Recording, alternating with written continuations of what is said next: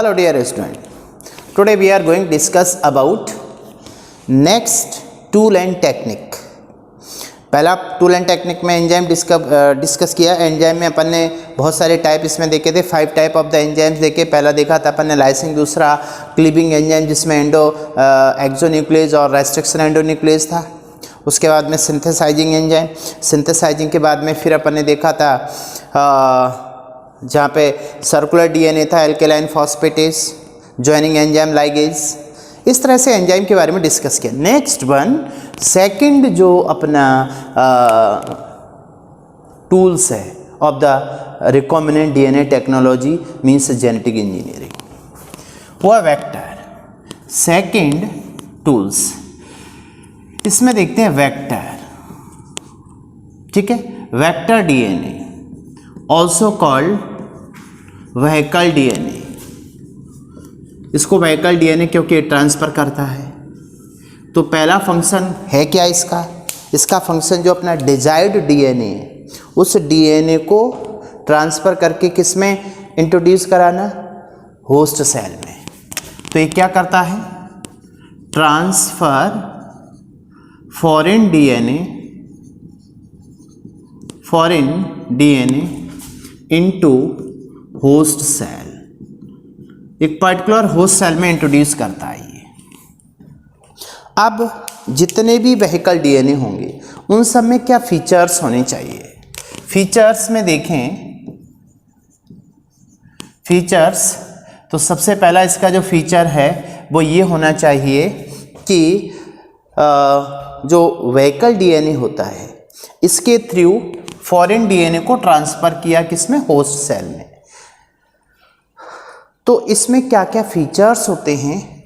तो सबसे पहला इसमें नंबर 1 देखेंगे आप, ओरी साइट. एक ओरी साइट होती है. ओरी का मतलब है origin of replication. Origin of replication, यहां से स्टार्ट होता है क्या? रेप्लिकेशन. दूसरा सेकंड जो इसका फीचर है, सेकंड फीचर इज द, इस पर एक रोप साइट होती है. रोप साइट का मतलब है P means protein of replication. ये एक्चुअल में क्या है? Protein of replication. ठीक. थर्ड मोस्ट इंपॉर्टेंट फीचर इसका जो होता है, third one is the selectable marker. Selectable marker, देखिए सिलेक्टेबल मार्कर का मीन क्या होता है? सिलेक्टेबल मार्कर का मतलब इनकी प्रेजेंस से ये पता लगाते हैं कि इस जो अपना वेक्टर डीएनए है इस डीएनए में foreign DNA introduce means insert हुआ या नहीं. मीन्स रिकॉम्बिनेंट इंसर्ट हो गया तो रिकॉम्बिनेंट, अदरवाइज नॉन रिकॉम्बिनेंट. तो रिकॉम्बिनेंट और नॉन रिकॉम्बिनेंट को डिफरेंशिएट करने के लिए कुछ अपने पास सिलेक्टेबल मार्कर होते हैं. और ये जो सिलेक्टेबल मार्कर हैं ये मिनिमम एटलीस्ट 1 तो होना ही चाहिए, एटलीस्ट 1. और इसके बाद तो ज़्यादा होते ही होते हैं. जैसे इसमें एग्जाम्पल देखें तो इसका पहला एग्जाम्पल है एंटीबायोटिक रेजिस्टेंस जीन. बैक्टीरिया के अंदर एंटीबायोटिक रेजिस्टेंस जीन होता है. तो एंटीबायोटिक रेजिस्टेंस जीन जो होता है इस जीन में 1 और 2 जीन, इसके अंदर 1 और 2 जीन है. साइट ऑफ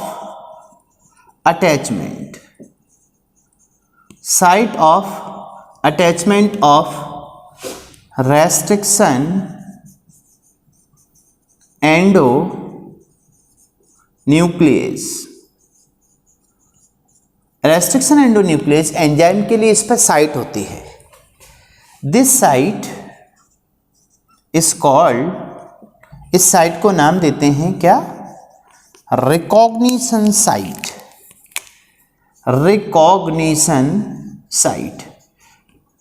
रिकॉग्निशन साइट का मतलब है, जैसे मान के चलें फॉर एग्जांपल कि ये मान लीजिए डीएनए है और इस डीएनए पर ये एंटीबायोटिक रेजिस्टेंट जीन है, ये एंटीबायोटिक रेजिस्टेंट जीन। अब इन जीन में से कुछ जीन पर, जैसे यहाँ पर ये साइट है, ये साइट है, तो इस साइट को नाम दिया जाता है रिकॉग्निशन साइट। रिकॉग्निशन साइट का मतलब वो साइट, अच्छा ये इतना जीन, ये डबल स्ट्रैंडेड जीन है, तो इसमें इतना इतना पोर्शन, ये portion, this portion is called antibiotic resistance gene. ये एंटीबायोटिक रेजिस्टेंस जीन है। इसमें से इन पर कुछ जीन में क्या पाई जाती है, site. This site is called recognition site. और इस रिकॉग्निशन साइट पर अटैच क्या होता है, यहाँ अटैच होता है रेस्ट्रिक्शन एंडोन्यूक्लियस। ये एंजाइम है, this is enzyme restriction endonuclease. तो रेस्ट्रिक्शन एंडोन्यूक्लियस एंजाइम के लिए एंटीबायोटिक रेजिस्टेंस जीन में कुछ जीन ऐसे होते हैं जिन पर साइट होती है जहां अटैच होता है क्या, enzyme. This site is called recognition site. तो अपन ने कहा कि एंटीबायोटिक रेजिस्टेंस जो जीन होता है ये सिलेक्टेबल मार्कर का काम करेगा। मीन्स ये जीन कट गया तो रिकॉम्बिनेंट हो गया, अदरवाइज नॉन रिकॉम्बिनेंट है। तो सिलेक्टेबल मार्कर का यूजी क्या होता है, differentiation of recombinant and non recombinant. Is it clear. दूसरा इसमें एक और होता है सेकंड वन। सेकंड वन देखें तो ये होता है एंजाइम प्रोड्यूसिंग जीन। पहला एंटीबायोटिक रेजिस्टेंट जीन हुआ, दूसरा एंजाइम प्रोड्यूसिंग जीन।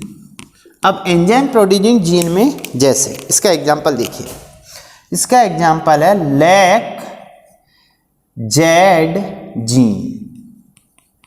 ये लैक जेड जीन क्या प्रोड्यूस करता है, lac Z gene produce beta galactosidase. Beta galactosidase enzyme produce करता है। तो ये एंजाइम प्रोड्यूसिंग जीन जो होता है, जैसे लैक जेड जीन है, ये भी सिलेक्टेबल मार्कर करता है क्योंकि इससे एंजाइम प्रोड्यूस हुआ, मतलब ये जीन फंक्शनल है तो एंजाइम प्रोड्यूस होगा बीटा गैलेक्टोसाइडेज। और बीटा गैलेक्टोसाइडेज ब्लू कलर देता है किसी क्रोमोजेनिक सब्सटेंस में, जैसे एक्स गैल में ये कैसा कलर देता है, ब्लू। ठीक है।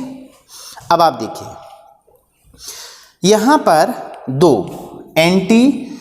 पहला एंटीबायोटिक रेजिस्टेंट जीन, दूसरा लैक जेड जीन। ये दोनों जीन किसकी तरह काम करते हैं, सिलेक्टेबल मार्कर की तरह। इनका अपन आगे इंपॉर्टेंस देखेंगे।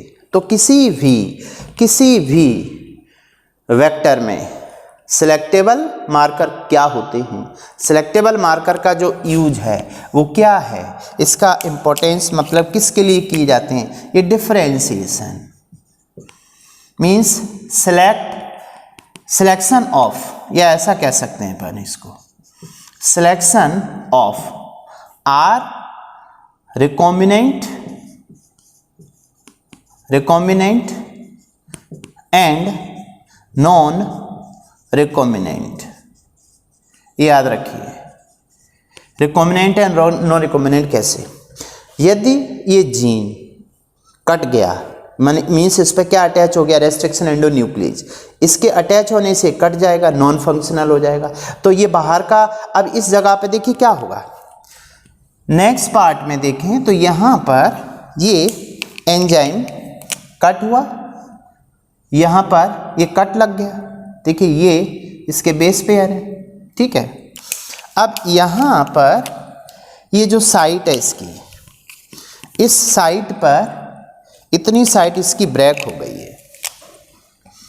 अब ये साइट जो ब्रेक हुई है, इस ब्रेक साइट पर क्या अटैच होता है, फॉरेन जीन। यहाँ फॉरेन जीन अटैच होगा, ये फॉरेन जीन है ये, तो फॉरेन जीन अटैच हुआ। देखिए अपना पहला टारगेट क्या था, फॉरेन डीएनए को होस्ट में ट्रांसफर करना। तो ट्रांसफर तो तभी करेगा जब इस वेक्टर डीएनए से अटैच होगा। तो जहां अटैच होता है तो अटैच होने के लिए उसे कट होना पड़ेगा, काटना पड़ेगा। कट करने वाले अपने पास कौन है, सीजर। अब इस सीजर को अटैच करने के लिए साइट कौन सी होती है, रिकॉग्निशन साइट है। रिकॉग्निशन साइट कहाँ पाई जाती है, एंटीबायोटिक रेजिस्टेंट जीन पर। एंटीबायोटिक रेजिस्टेंट जीन पर एंजाइम अटैच हो जाता है, कट कर देता है। कट वाले प्लेस पे क्या अटैच हो जाता है, फॉरेन जीन। तो अब ये बन गया आरडीएनए, दिस इज आरडीएनए, ये आरडीएनए है, रिकॉम्बिनेंट डीएनए। तो रिकॉम्बिनेंट डीएनए कब होगा, जब फॉरेन जीन अटैच हो जाएगा, दिस इज कॉल्ड रिकॉम्बिनेंट। अब मान लो अटैच नहीं हुआ तो नॉन रिकॉम्बिनेंट, अटैच नहीं होगा तो जीन फंक्शनल होगा। इसको आगे डिस्कस करेंगे। सेम ऐसा इसमें होता है। अब दूसरी बात देखिए, सिलेक्टेबल मार्कर होना चाहिए इसके अंदर। Third fourth character of this, fourth character means इसका जो साइज है, देखिए दो हो गया इसमें। नेक्स्ट वन रेस्ट्रिक्शन साइट या क्लोनिंग साइट होनी चाहिए इस पे। रेस्ट्रिक्शन साइट को ही क्या बोलते हैं, क्लोनिंग साइट होना चाहिए, जहां पर क्या अटैच हो सके, रेस्ट्रिक्शन एंडोन्यूक्लियस। तो फोर्थ इज द, फोर्थ को चलो अपन यहाँ ले लेते हैं। फोर्थ इसका जो कैरेक्टर है वो है, एक इस पर क्या होना चाहिए, रेस्ट्रिक्शन साइट। रेस्ट्रिक्शन साइट को ही बोलते हैं क्लोनिंग साइट, ठीक है। फिफ्थ इसके कैरेक्टर देख रहे हैं अपन, फीचर्स देखते हैं किसके, किसी भी वेक्टर डीएनए के। अब इसमें इसका जो साइज है वेक्टर डीएनए का, वो इंसर्ट होने के लिए होस्ट में कैसा चाहिए, लार्ज या स्मॉल।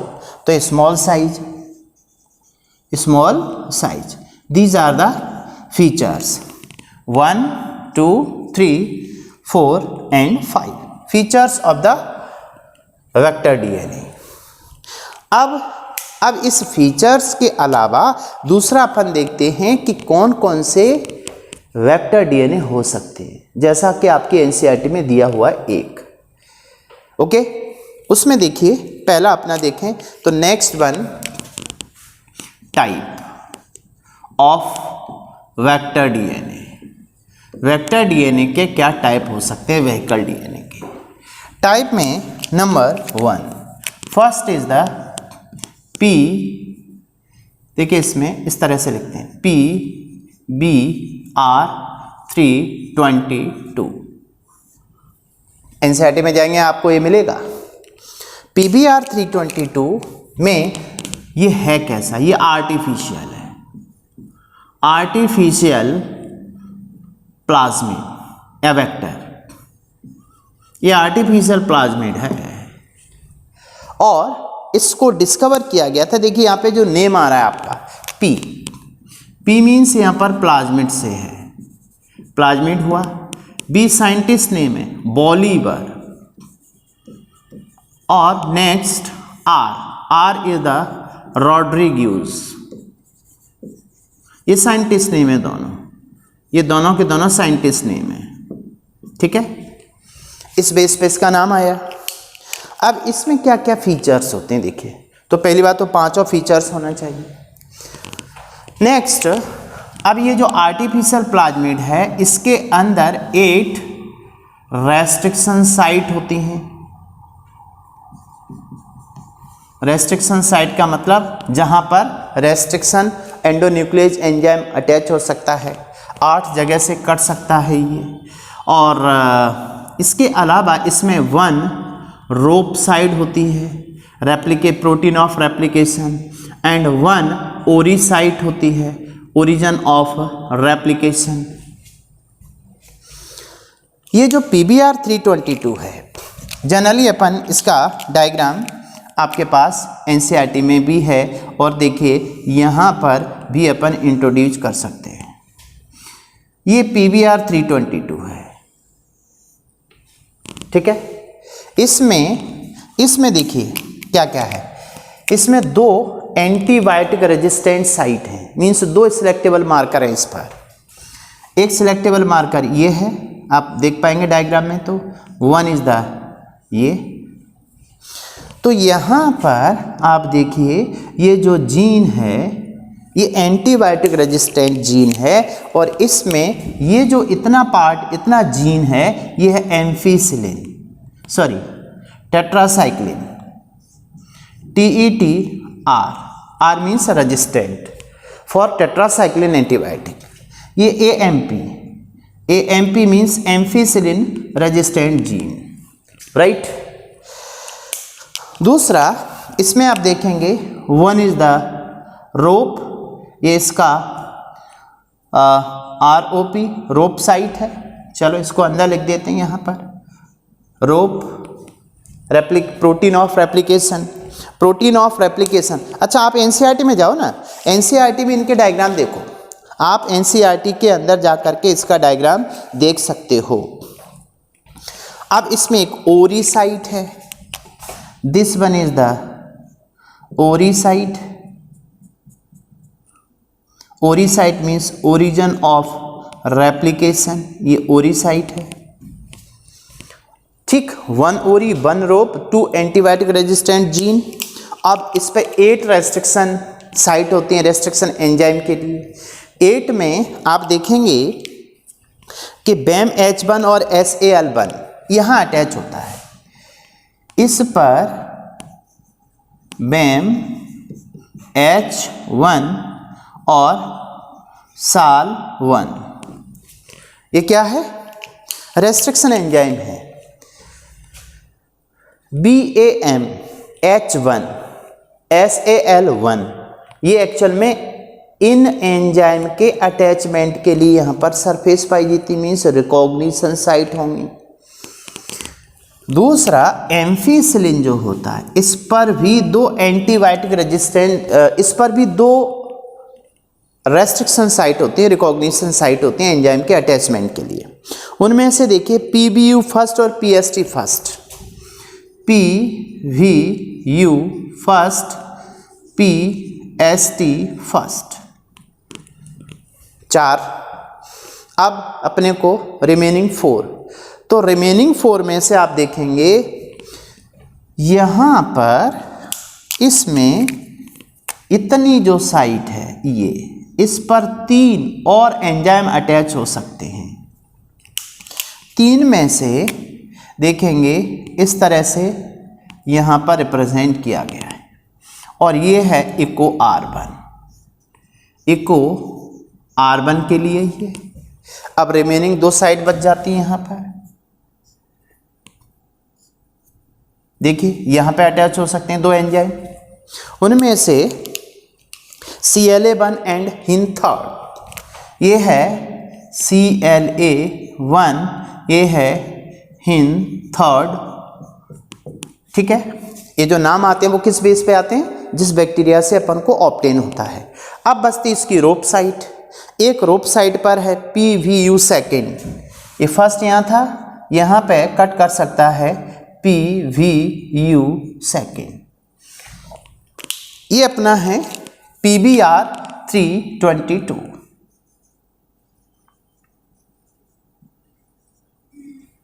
क्लियर? अब आप देखेंगे इसमें 8 रेस्ट्रिक्शन साइट है, तो जो 8 रेस्ट्रिक्शन साइट हैं इनमें से बेसिलस, यहाँ से अपन स्टार्ट करते हैं, देखिए BAM फर्स्ट मीन्स बेसिलस एमाइलोलिक, बेसिलस से आ गया B, और एमाइलोलिक, तो एमाइलोलिक से क्या आ गया AM, BAM फर्स्ट ऑर्डर है इसका, रोमन जो वर्ड होता है वो काय के लिए होता है? Order of isolation. इस बैक्टीरिया से मिला, बैक्टीरिया जिससे ये एंजाइम मिला, पहला 1, ठीक है। दूसरा देखिए SAL1 मीन्स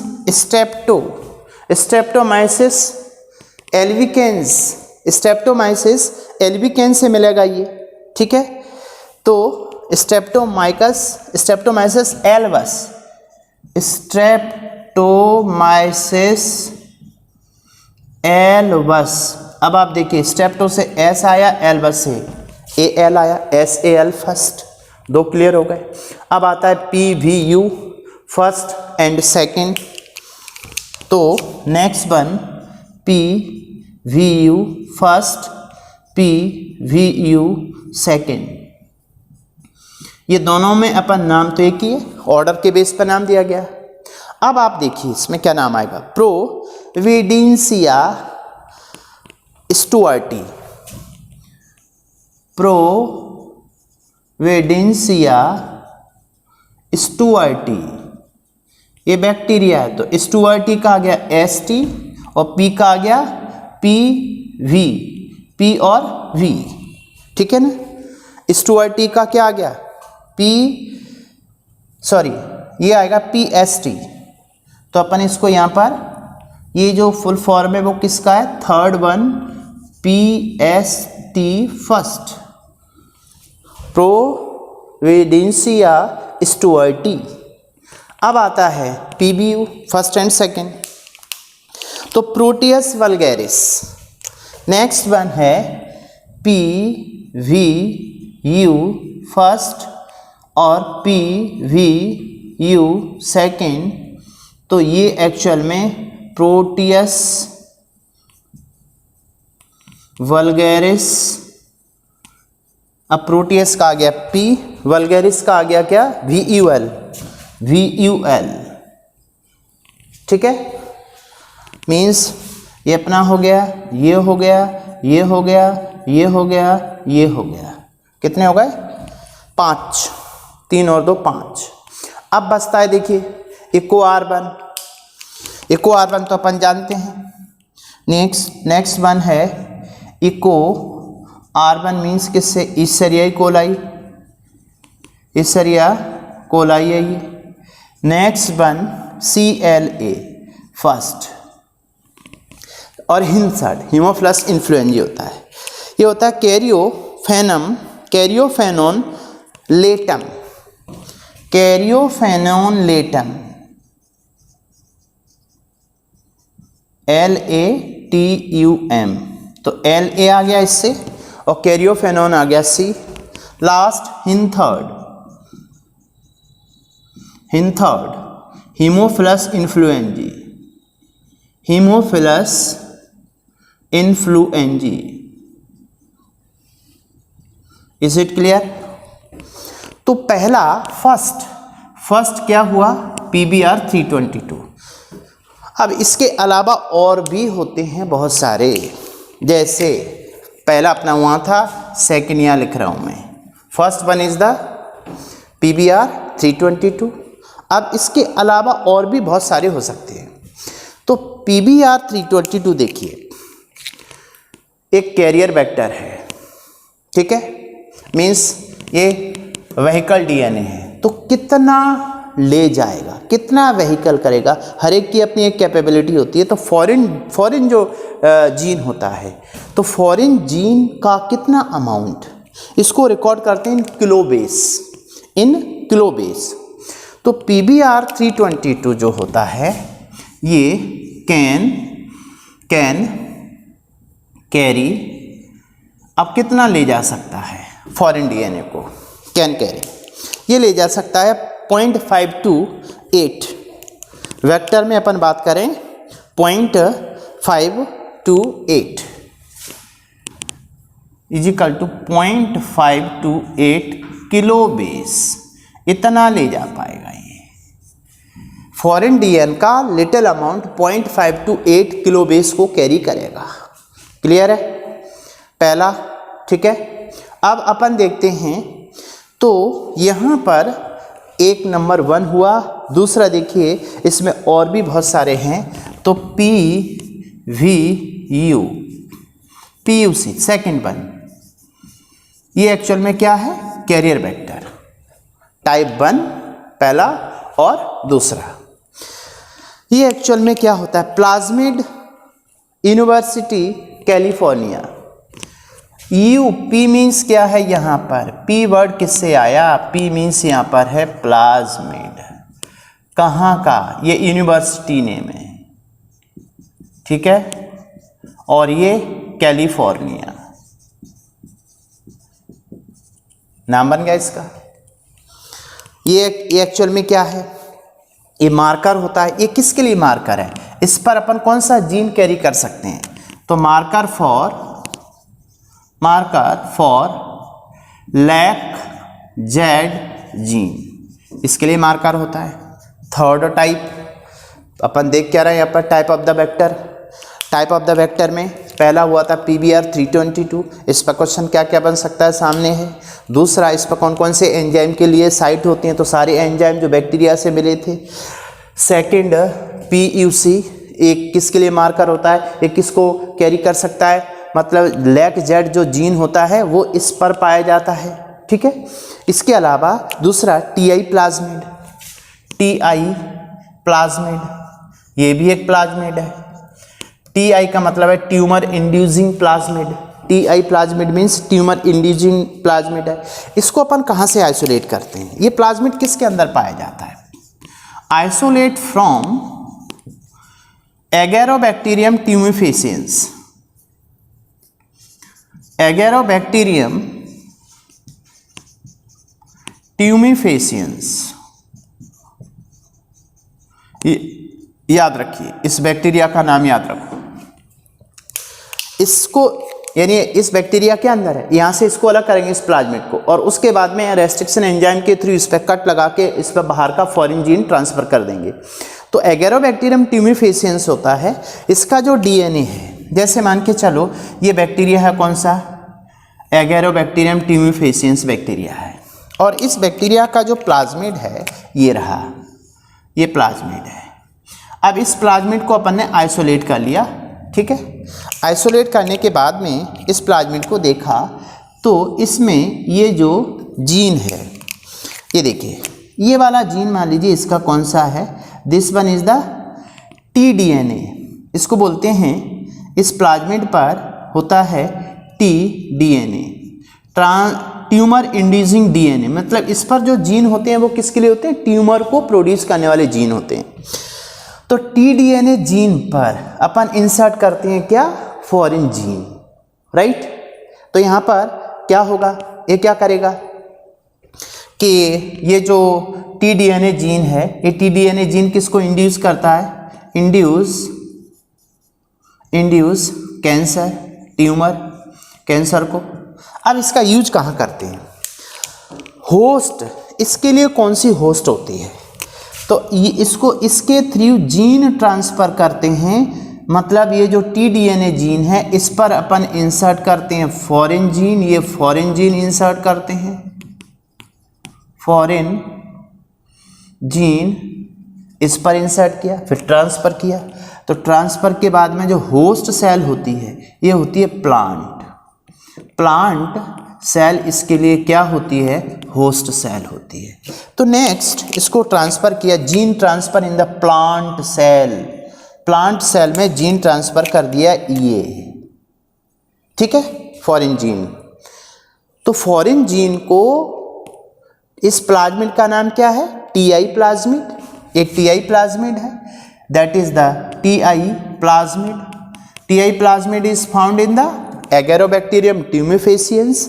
इस बैक्टीरिया से इस प्लाज्मिड को आइसोलेट करेंगे, इसके पास में जो ट्यूमर इंड्यूसिंग DNA है उस जीन को कट करके वहाँ पर फॉरेन जीन इंसर्ट कर देंगे, then transfer into plant cell. So इसके लिए प्लांट सेल कौन होती है, होस्ट सेल का काम करती है, ठीक है। नाउ फोर्थ इज द, अच्छा जो TI जीन होता है, देखिए यहाँ पर वेक्टर में अपन ने कहा। अब आते हैं इसमें और भी बहुत सारे हैं, जैसे bacterial artificial chromosome, yeast artificial chromosome, इनका यूज अपन कहाँ कहाँ कर सकते हैं। बैक्टीरियोफेज होता है, कुछ बैक्टीरियोफेज का भी यूज़ करते हैं। Fourth one is the bacteriophage, ये भी कैरियर बैक्टर है। बैक्टीरियोफेज इसमें कौन कौन सी होती हैं, M फेज, ठीक है, M13 फेज होती है, लैम्डा फेज, इनका यूज करते हैं। Next, yeast artificial chromosome, Y A C का मतलब यहाँ पर क्या है, Y means yeast artificial chromosome.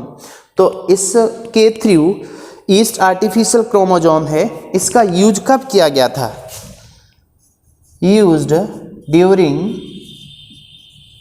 Human genome project HGP के समय पे। और इस आर्टिफिशियल बाई क्रोमोसोम के थ्रू 1000 to 2500 इसके द्वारा क्या कैरी हो सकता है, 2000 to 2500 kilo base foreign gene transfer हो सकता है। इतने वेट वाले फॉरेन जीन को ये ट्रांसफ़र करता है, ठीक है। 6th one is the bacterial artificial chromosome BAC। इसका भी यूज कहाँ हुआ था, used during human genome project. और इसके द्वारा कितना कैरी हो सकता है वो देखिए BAC की तरह, इससे होता है 50 to 300 किलो बेस को ये कैरी कर सकता है, ठीक है। इसके अलावा और भी बहुत सारे होते हैं, कॉजमिड, फेजमिड नाम सुना होगा। तो 6 हो गया, 7 का लिख दूं भाई, जगह है, चलो मैं 7 को यहाँ लिख देता हूँ, चलेगा ना, कोई कन्फ्यूजन तो नहीं आएगा। 7 चलो मैं यहाँ लिखता हूँ, कहाँ लिखूँ भाई, तुम लोग बता दो मुझे, कहाँ लिखूँ, जगह तो नहीं बची, इसको मिटा दूँ, चलो इसको मिटाता हूँ, ठीक है, नहीं तो फिर करोगे तुम लोग। चलिए भाई इसको मिटा देता हूँ, ओके, इतना देखते हैं अपन। तो कितना हो गया अपना 6, 7 देखिए, 7th है, इसको बोलते हैं कॉजमिड। तो कॉजमिड ऐसा लग रहा है किसी के हाइब्रिड से मिक्स से बना हुआ है।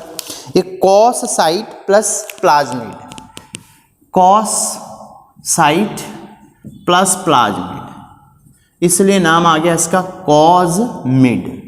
अच्छा, कितना कैरी कर सकता है, इसकी कैपेसिटी कितनी है कॉजमिड की, ये 30 to 45 किलो बेस, 30 से 45 किलो बेस को कैरी कर सकता है। Last 8th one is the phagemid, ठीक है ना। फेजमिड, ये फेजमिड भी मिक्स होने से बनता है, ये बनता है genetic material of the bacteriophage plus plasmid, genetic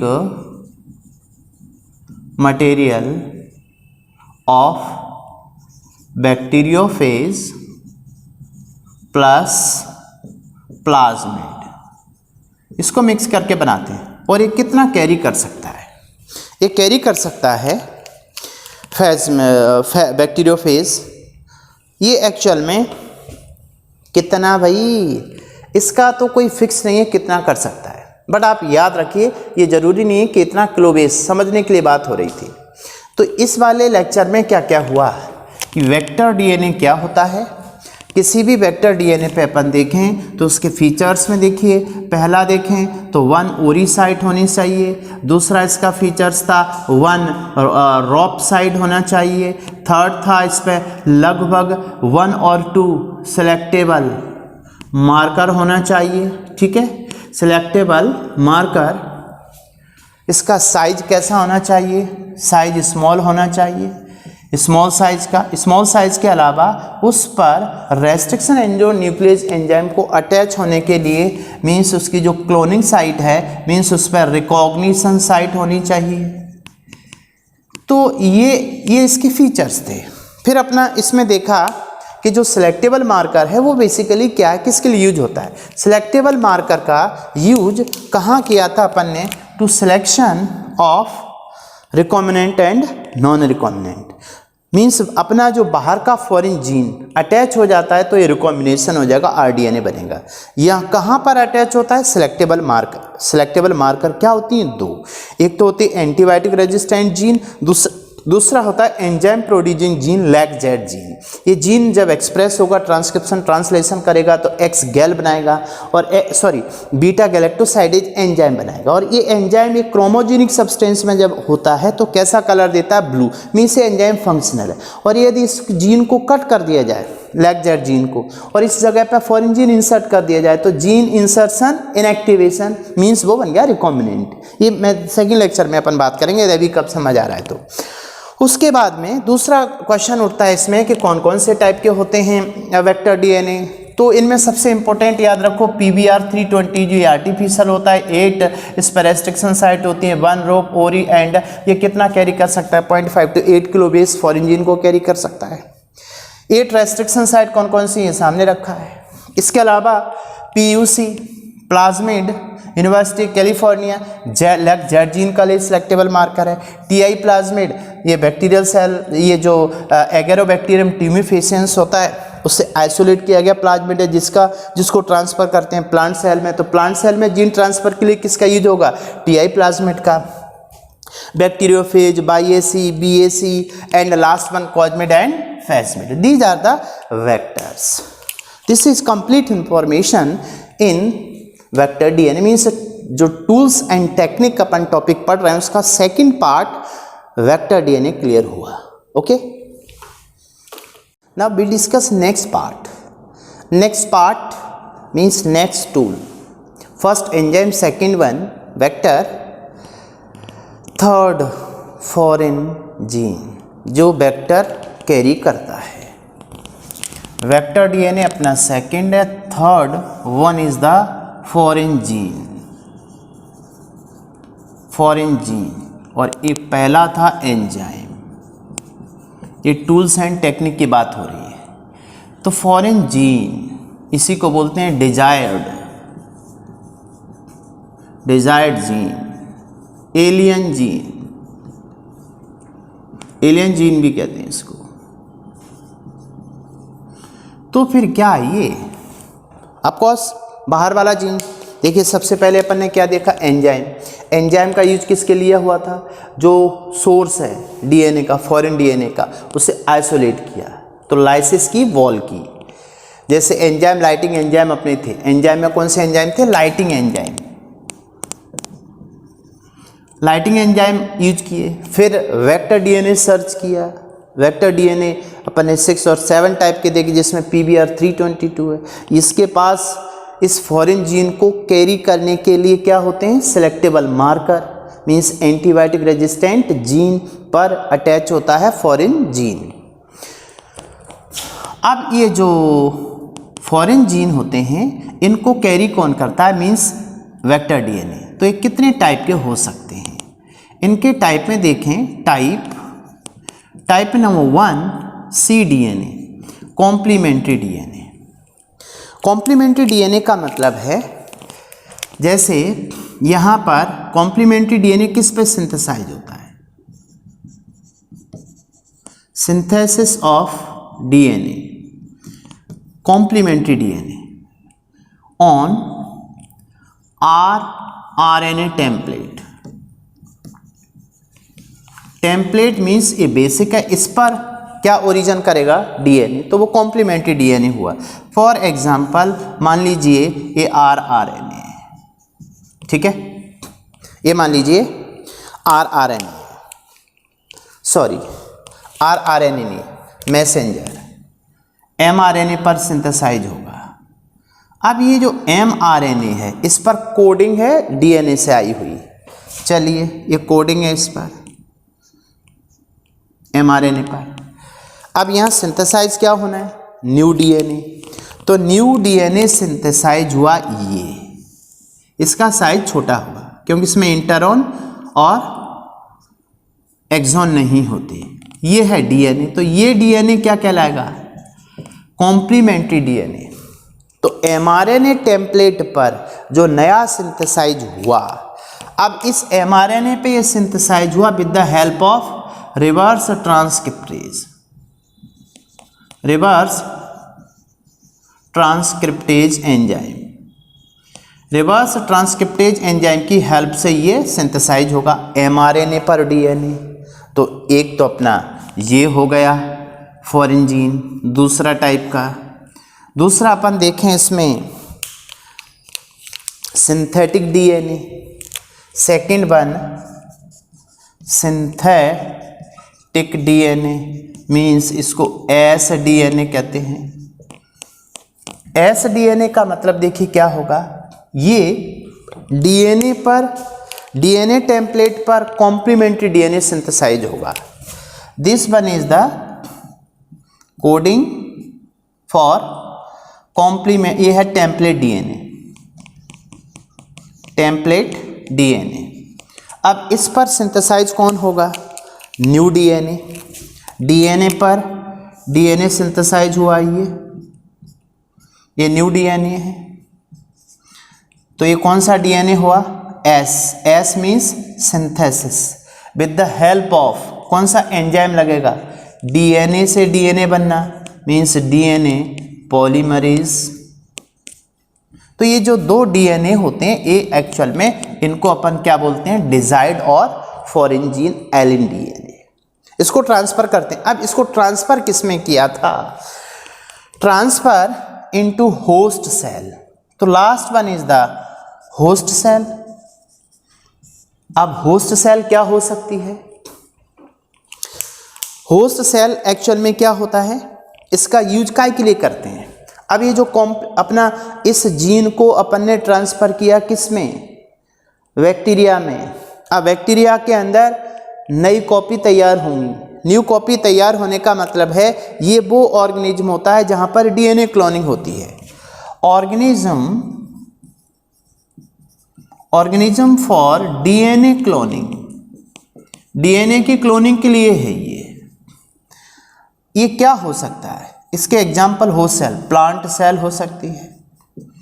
plant cell अपन ने अभी यूज की थी, एगेरोबैक्टीरियम टीमोफेसियंस वेक्टर के रूप में यूज हुआ और इस जीन को, फॉरेन जीन को ट्रांसफर किया किसमें, प्लांट सेल में।